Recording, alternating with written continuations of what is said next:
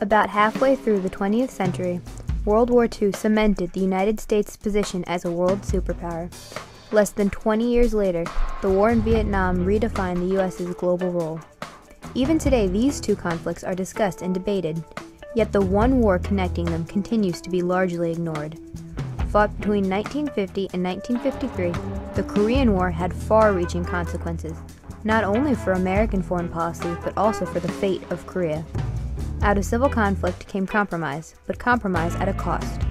Millions of lives lost, and one people forever changed.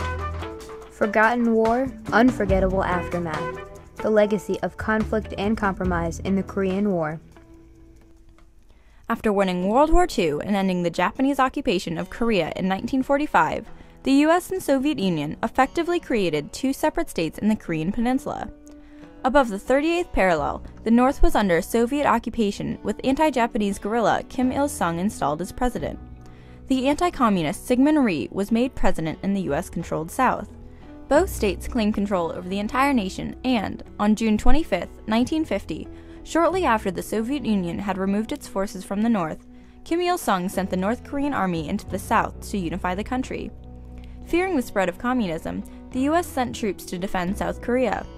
This began a limited war that aimed to contain, rather than defeat, Korean troops, a decision that was both a compromise and a statement. An act of aggression such as this creates a very real danger to the security of all free nations. This is a direct challenge to the efforts of free nations to build the kind of world in which men can live in freedom and peace. This challenge has been presented squarely. We must meet it squarely. We went into Korea not to win, but just to go in. It was necessary to make a statement, and so we went and made a statement. We're not going to let the Russians and the communists take over the world, and they got to stop in Korea.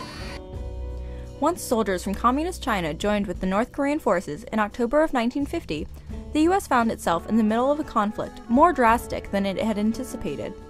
A conflict drastic enough that Truman considered dropping an atomic bomb on North Korea, though in the end, he decided against it. I think Truman decided not to use atomic weapons in Korea, in large part because of his experience at the end of World War II.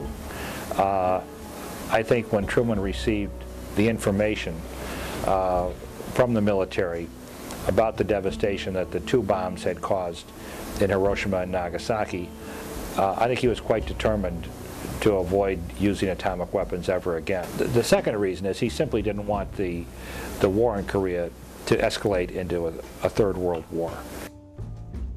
Ultimately, President Truman and the military had to resort to a different strategy to win a war against a stubborn foe entrenched in a rugged terrain. Their principal strategy became something similar to the scorched earth policy, the destruction of any targets that might be useful to the enemy. Over time, this policy inflicted massive casualties on the Korean population. Millions died, and many more became refugees. Dr. Cumings explains the effects of the bombing campaign. Well, I don't think that they ever thought of themselves as targeting civilians. They felt it was collateral damage. They wanted to make life as miserable for North Korea as possible and for the leadership. So they would bomb factories. They would bomb military bases and installations. They would try to get soldiers in the field or people resupplying the soldiers. But big cities are essentially the same everywhere. You can have a hospital or a school right next to an armory. We would have that in downtown Washington, or a munitions factory with the workers living all around it. And so when you make a commitment to use large bombs and incendiaries against that, you're going to kill a lot of civilians. The U.S. justified the use of widespread bombing as a means to preserve and protect American troops on the ground. This same logic was also used to justify the use of unconventional and often horrific weapons, such as incendiary bombs and napalm. It's a weapon, it's a highly destructive weapon which can be delivered with almost no personal danger. And and that makes it a good weapon. It's not a good thing on people, but it's a good weapon.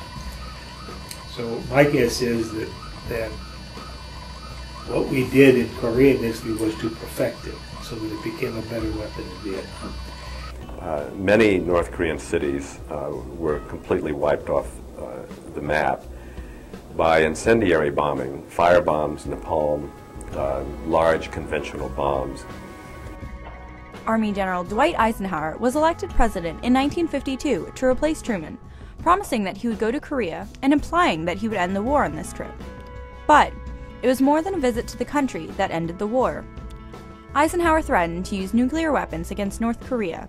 He also ordered the bombing of dams in the north, causing widespread flooding and famine. Shortly after the Soviet leader Stalin died, the armistice was signed on July 27, 1953. The war was over, but Korea was devastated and still divided.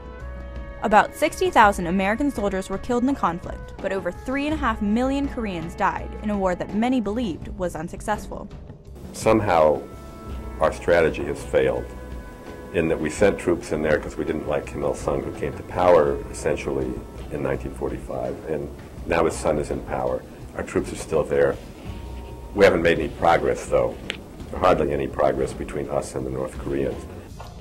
American military strategy in Korea became a blueprint for the strategy used in the war in Vietnam less than 20 years later. The U.S. carried the scorched earth policy into Vietnam and also continued the use of unconventional weapons. On average, the United States dropped 62,000 tons of napalm on North Korea per day. In Vietnam, that number increased to 250,000.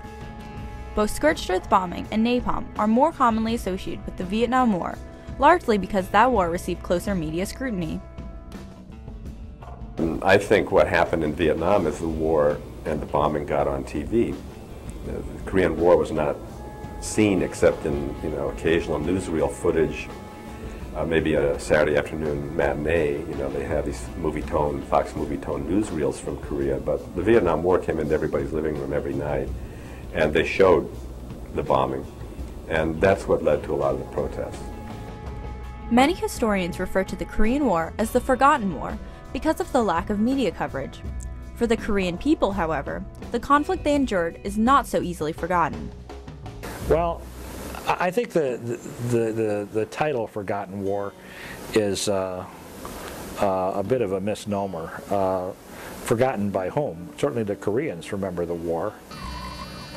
Well, when the Korean War stopped, it did stop. As you know, the war's still going on. The legacy of the Korean War is still apparent. The war ended with a truce dividing the country near the 38th parallel, a compromise that has left the North and South politically divided, even today. Dr. Cumings believes a reunification is possible, but likely to be a long process.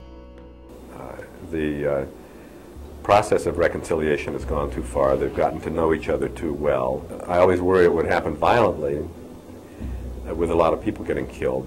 And I think the South Korean leadership understands that a war would be catastrophic, and so we don't even want to go in that direction.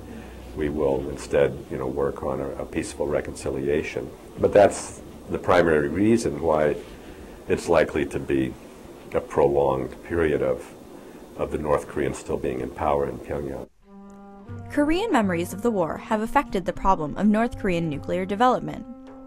The North Korean leadership has used the wartime destruction wreaked by the U.S. to justify its isolationist policies and hostility towards Americans.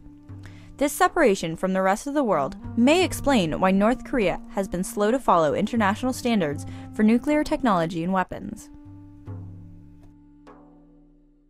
The United States entered the Korean War seeking compromise, the containment of communism rather than a decisive military victory. Yet the war planted the roots of future conflict, setting precedent for civilian targeting that was continued in Vietnam. The war also effectively divided the nation of Korea for over 50 years. North Korean nuclear development may still threaten world peace, and the lives lost in Korea should continue to haunt our memory. Forgetting a war does not prevent it from having devastating long-term consequences.